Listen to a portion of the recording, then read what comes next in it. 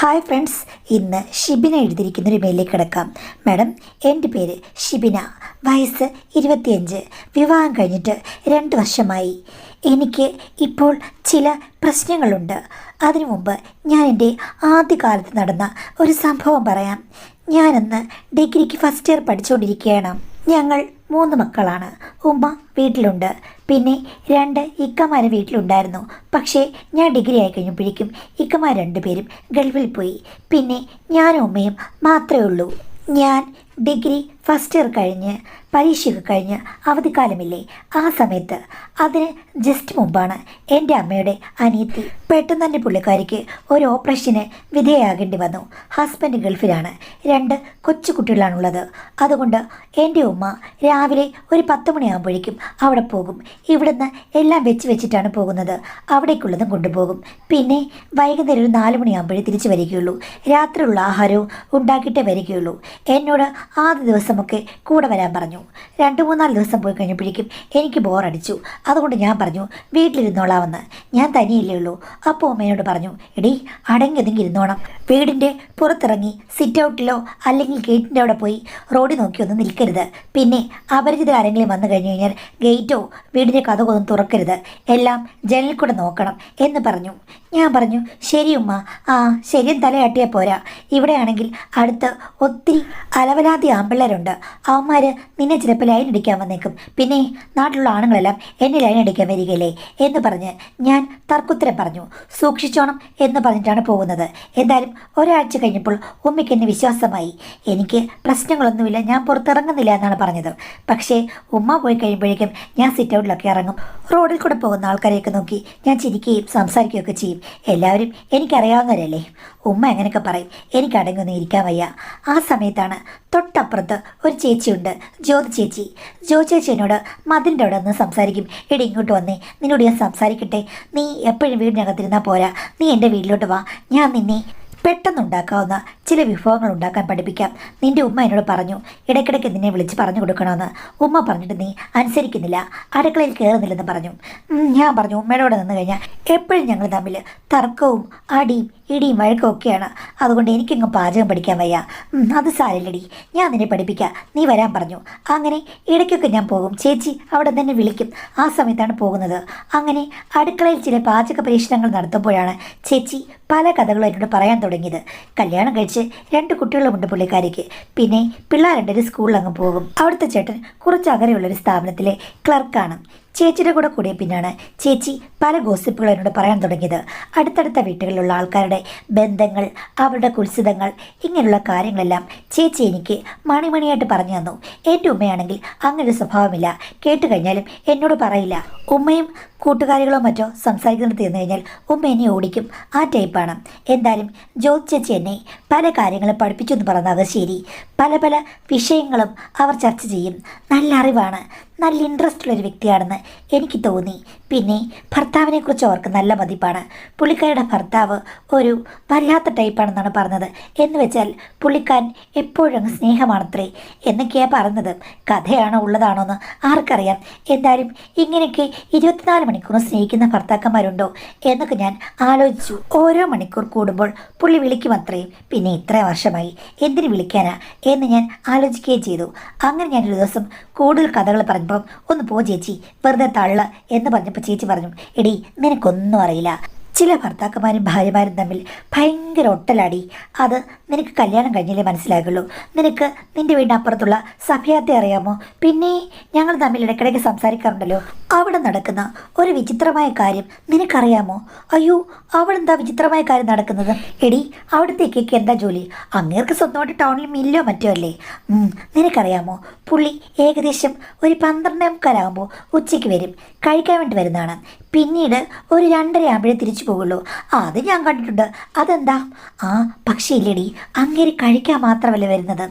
എന്നും അങ്ങേർക്ക് കഴിക്കുന്നതിൻ്റെ കൂട്ടത്തിൽ സഫിയാത്തയുടെ ഒരു സഹകരണം കൂടി വേണം. ഇല്ലെങ്കിൽ പുള്ളി വഴക്കുണ്ടാക്കാന്നാണ് പറയുന്നത്. അതുകൊണ്ട് ഊണ് കഴിക്കാൻ വരുമ്പോൾ സഫിയാത്ത 4 കൂട്ടിയൊന്ന് മുറുക്കാൻ കൊടുക്കും. അത് കഴിച്ചെങ്കിലേ അദ്ദേഹത്തിന് സമാധാനമാകുള്ളൂ. അയ്യോ, അങ്ങനെ മുറുക്കുമോ? കണ്ടാൽ പറയല്ലോ. എടി പെണ്ണേ, മുറുക്കുന്ന കാര്യം ആ മുറുക്കല്ല. ഞാൻ പറഞ്ഞ് നിനക്ക് മനസ്സിലായോ എന്ന് പറഞ്ഞ് ചേച്ചി എന്നോട് കറക്റ്റായിട്ട് പറഞ്ഞു തന്നു. അതെങ്ങനെ ചേച്ചിക്കറിയാം? ചേച്ചി ആ വീട്ടിൽ പോകാറില്ലല്ലോ. ഇങ്ങനെ മതിലിൻ്റെ അവിടെ നിന്ന് സംസാരിക്കുന്നതല്ലേ ഉള്ളൂ. ആ, അത് മതിയല്ലോ. സഫിയാത്ത തന്നെയാണ് എന്നോട് പറഞ്ഞതും. അങ്ങേരെക്കൊണ്ട് വലിയ തലവേദനയാ. കല്യാണം കഴിച്ചപ്പോൾ തൊട്ട് ഇങ്ങനെയാണ്. കുട്ടികൾ ഉണ്ടായ സമയത്ത് മാത്രമേ ഒരു സ്വസ്ഥത കൊടുക്കുള്ളൂ. എല്ലാ ദിവസവും ഉച്ചയ്ക്ക് വരുമ്പോഴേക്കും ഊണും വിസ്തരിച്ചൊരു മുറുക്കാനും വേണം എന്നാ പുള്ളിക്കാരി പറഞ്ഞത്. ആ ഇക്കയ്ക്ക് ഒരു 50 വയസ്സ് കാണില്ലേ? എടി, 50 വയസ്സ് ചെറുപ്പമല്ലേ? നീ എന്താ വിചാരിക്കുന്നത്? പുരുഷന്മാർ ഒരു 70 വയസ്സ് വരെ നല്ല ചെറുപ്പക്കാരാണ്. ഒന്ന് പോയേച്ചി, 70 വയസ്സുള്ളൊരു കിളവന്മാരല്ലേ? നിനക്കറിയാത്തതാ എൻ്റെ കന്നിപ്പെണ്ണെ. പ്രായം കൂടിയ ആണുങ്ങളെയാണ് പേടിക്കേണ്ടത്. ചെറുപ്പക്കാർ അത്ര വലിയ പ്രശ്നമൊന്നുമല്ല. ഇത്തിരി പ്രായമുള്ളവർക്കാണ് പ്രശ്നങ്ങൾ മുഴുവനും. എന്നാലും എല്ലാ ദിവസവും ഉച്ചയ്ക്ക് വരുമ്പോൾ ഇങ്ങനെയൊക്കെ ഉണ്ടെന്ന് പറഞ്ഞത് എനിക്ക് വിശ്വസിക്കാൻ പറ്റുന്നില്ല. ആ, നിൻ്റെ മതിലിൻ്റെ അപ്പുറത്തല്ലേ അവരുടെ വീട്. നീ ഒരു കാര്യം ചെയ്യ്, ഒരു ദിവസം ഉച്ചയ്ക്ക് അങ്ങേര് വരുമ്പോൾ പതുക്കെ ആ മതിൽ അങ്ങോട്ട് ചാടുക, അല്ലെങ്കിൽ അപ്പുറത്തൂടെ പോവുക. എന്നിട്ട് നീ ഒന്ന് നോക്കുക. നിനക്കപ്പോൾ കണ്ണിൽ കണ്ടാൽ വിശ്വസിക്കുമല്ലോ. സഫിയാത്ത പറഞ്ഞത് ഒരു ദിവസം പോലും പുള്ളിക്കാരിക്ക് ഒരു റെസ്റ്റ് ഇല്ലെന്നാണ്. അപ്പോൾ കുട്ടികളൊക്കെ ഉണ്ട് എന്ത് ചെയ്യും? ആ, കുട്ടികളുണ്ടെങ്കിലും ആരുണ്ടെങ്കിലും അങ്ങേർക്ക് ആ ഒരു 2 മണിക്കൂർ അവരുടേതായി ചെലവഴിക്കണം. പിള്ളേരെ ആ സമയത്ത് അങ്ങോട്ട് ചെല്ലുകയില്ല. അവർക്കറിയുകയൊക്കെ ചെയ്യാം. അവർ മുതിർന്ന ആളുകളല്ലേ. അതാണ് സഫിയാത്ത എന്നോട് പറഞ്ഞതും. എടി, പിള്ളേരൊക്കെ എന്ത് വിചാരിക്കും? എന്നാലും അങ്ങേർക്കൊരു കൂസലുമില്ലെന്നും. ഷോ എൻ്റെ ചേച്ചി, എനിക്ക് അങ്ങേരെ കാണുന്നതിന് പേടിയാണ്. എന്നോട് സംസാരിക്കും, എന്നാലും ഞാൻ അധികം അങ്ങോട്ട് സംസാരിക്കാറില്ല. എനിക്ക് അങ്ങേരെ കാണുമ്പോൾ ഒരു പേടിയാണ്. ഒരു കട്ട മനുഷ്യനല്ലേ. നിനക്കിപ്പം പേടി. ഇത്തിരിയോട് പ്രായമാകുമ്പോഴേക്കും നീ അങ്ങനെയുള്ള ആൾക്കാരെ ആഗ്രഹിക്കൂടി. പുരുഷന്മാരെന്ന് പറഞ്ഞു കഴിഞ്ഞാൽ നല്ല കട്ട ബോഡി വേണ്ടേ? എനിക്ക് തോന്നുന്നു നീ ഒരു പൊട്ടിയാണ്. നിനക്ക് ആണുങ്ങളെപ്പറ്റി ഒരു സങ്കല്പവും മനസ്സിലെന്നും. ഞാൻ പറഞ്ഞു, ചേച്ചി അങ്ങനെ സങ്കല്പിക്കാൻ മാത്രം എനിക്കൊന്നും ആയിട്ടില്ല. ഇനിയിപ്പോൾ ചേച്ചി പറഞ്ഞത് വെച്ച് ഞാൻ സങ്കല്പിക്കാം. അപ്പം ചേച്ചി പറഞ്ഞു, എടി, നീ ഉച്ചയ്ക്കൊരു ദിവസം അങ്ങോട്ട് പോയി നോക്കിയാൽ മതി. നിനക്ക് എല്ലാം കാണാം. അയ്യേ, ഞാൻ പോയി കഴിഞ്ഞാൽ ഞാനിങ്ങനെ കാണാനാ? എടി, അവിടെ പഴയ ടൈപ്പ് വീടല്ലേ? അവിടെ എല്ലാം കണ്ണാടി ഗ്ലാസ്സൊക്കെയാണ്. ഭാഗ്യമുണ്ടേ കാണാടി. നീ ഒന്ന് പോയി നോക്ക്. എന്നോട് പുള്ളിക്കാരി ഇങ്ങനെ പറഞ്ഞതാണ്.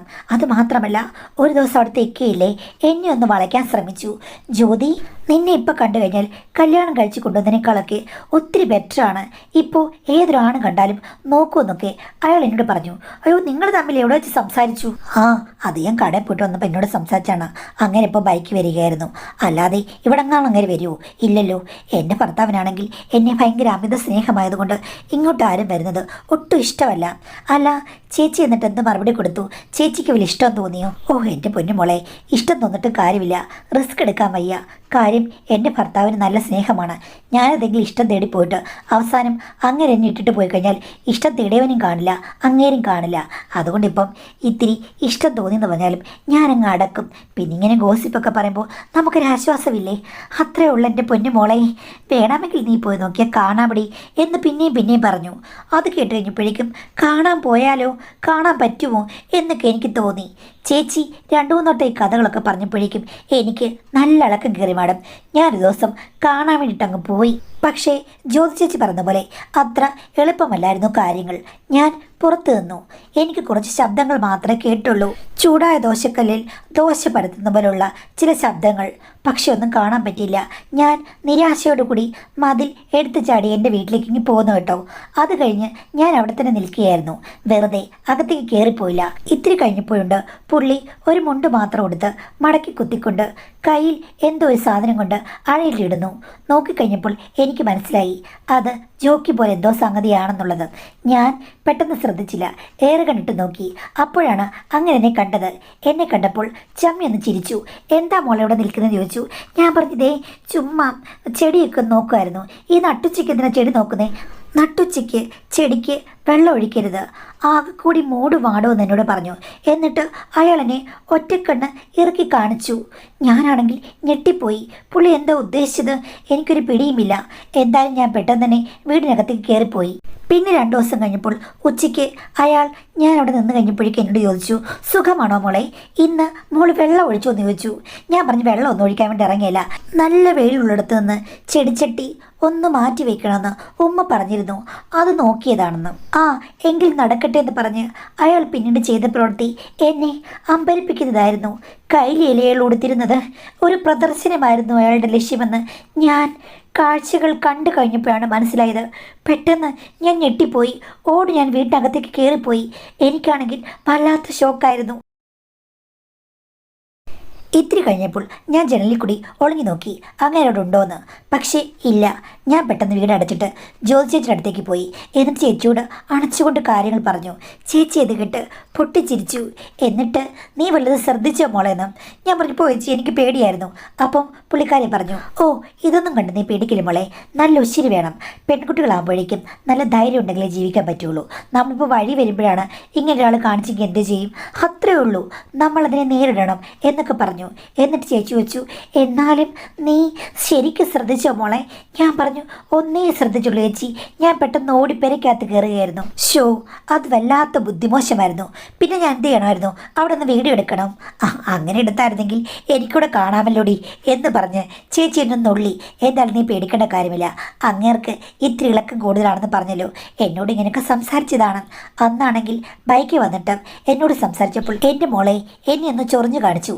ഞാൻ ചോദിച്ചു, വല്ലാത്ത ചൊറിച്ചിലാണോ ഇക്കാന്ന്?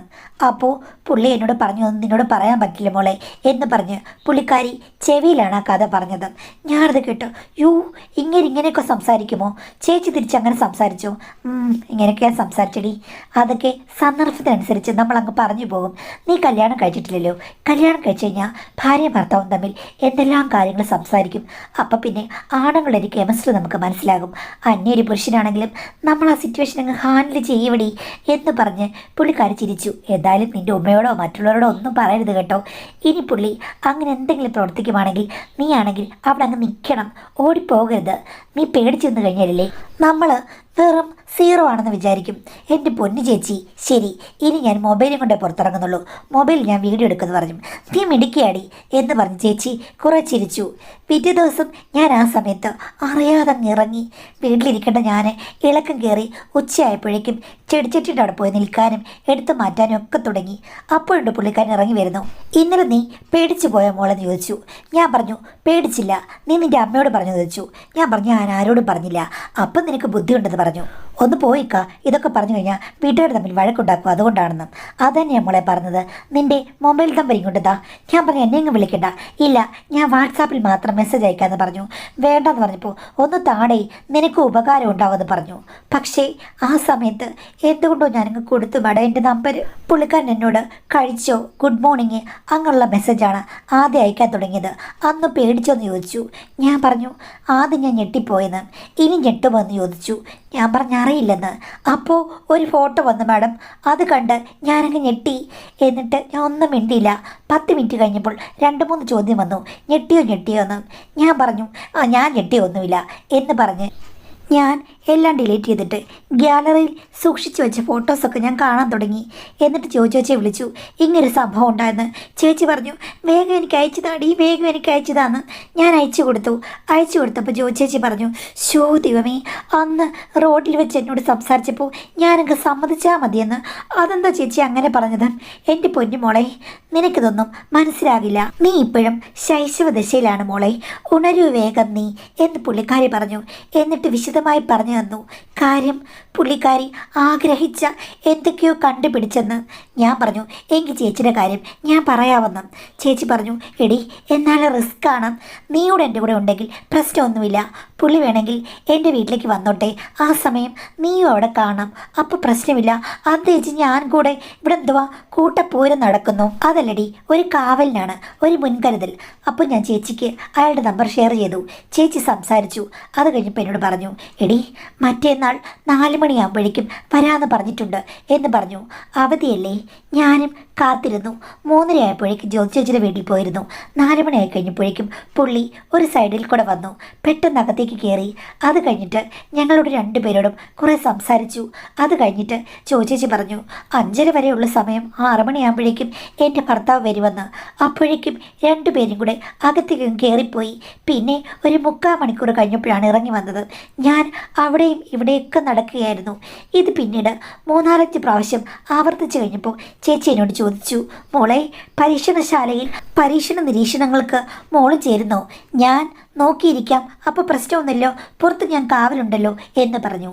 ആ ആവേശത്തിൽ ചേച്ചി പറഞ്ഞത് കേട്ടിട്ട് ഞാനും ദിവസങ്ങളിൽ പരീക്ഷണശാലയിൽ ടെസ്റ്റ് ട്യൂബിൽ ആസിഡ് ആൽക്കലി റിയാക്ഷൻസ് ചെയ്ത് നോക്കി. അത് അതിമനോഹരമായിരുന്നു. വർണ്ണങ്ങൾ തെളിഞ്ഞു തെളിഞ്ഞു വന്നിരുന്നു.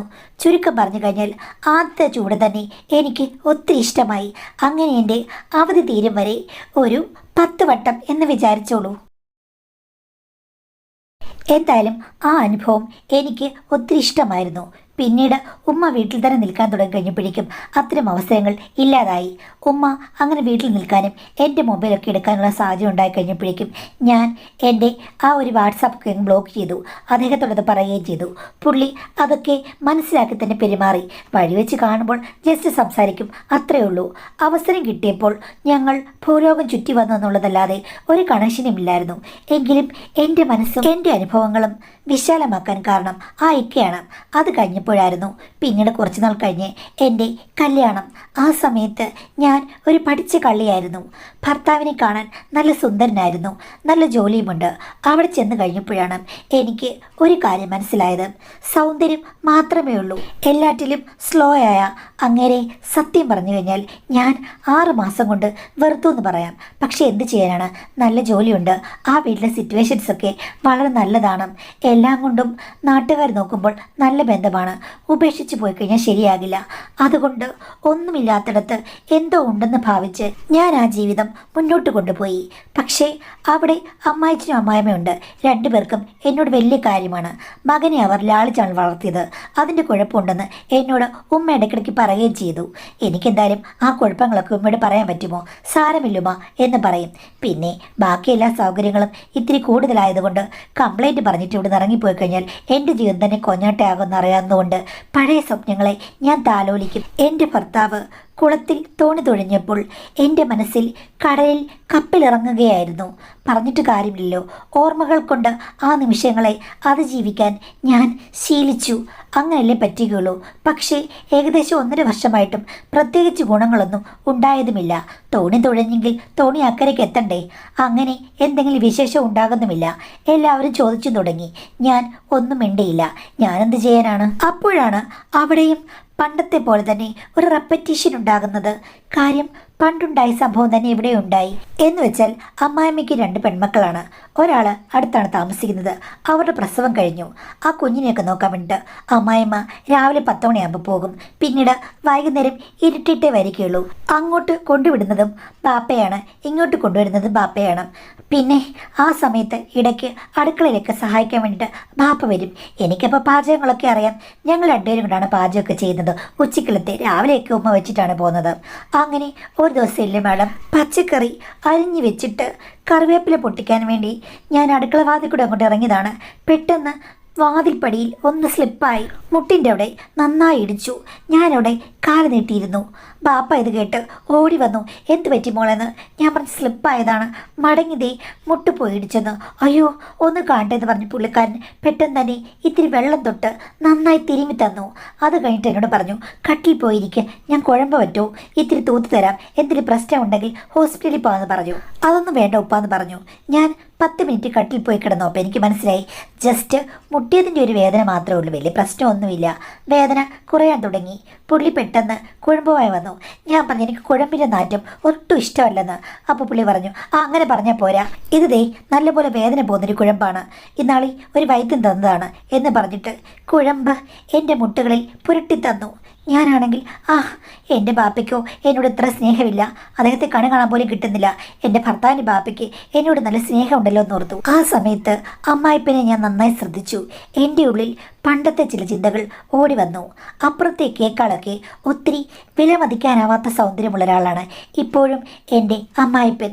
പണ്ടത്തെ കാലത്ത് അതീവ സുന്ദരനാണ് അമ്മായിപ്പൻ എന്ന് എൻ്റെ അമ്മായിമ്മ പറഞ്ഞ് ഞാൻ കേട്ടിട്ടുണ്ട്. എന്തായാലും ബാപ്പ ഇപ്പോഴും ആ ഇക്കേക്കാളൊക്കെ എത്രയോ നല്ല സുന്ദരനാണെന്ന് ഞാനിങ്ങനെ മനസ്സിൽ വിചാരിച്ചു. ഞാൻ നോക്കുന്നത് കണ്ടിട്ട് എന്താ മോളെ എന്ന് ചോദിച്ചു. അപ്പോൾ ഞാൻ ഒന്നുമില്ല ബാപ്പ എന്ന് പറഞ്ഞിട്ട് ഒന്ന് വിസ്തൃതമാക്കാൻ ശ്രമിച്ചു. പുള്ളി എന്നെ ജസ്റ്റ് ഒന്ന് നോക്കി. ആ സമയത്ത് എന്താണെന്നറിയില്ല, ഒരു പുഞ്ചിരിയാണ് എൻ്റെ മനസ്സിൽ വന്നത്. ഞാൻ ചിരിച്ചു കാണിച്ചു. അതൊരു സിഗ്നലായി അദ്ദേഹത്തിന് മാറിയോന്ന് എനിക്കറിയില്ല. വിരലുകൾ വഴിതെറ്റി അക്കുത്തിക്കുത്ത് കളിക്കുന്ന പോലെയായി.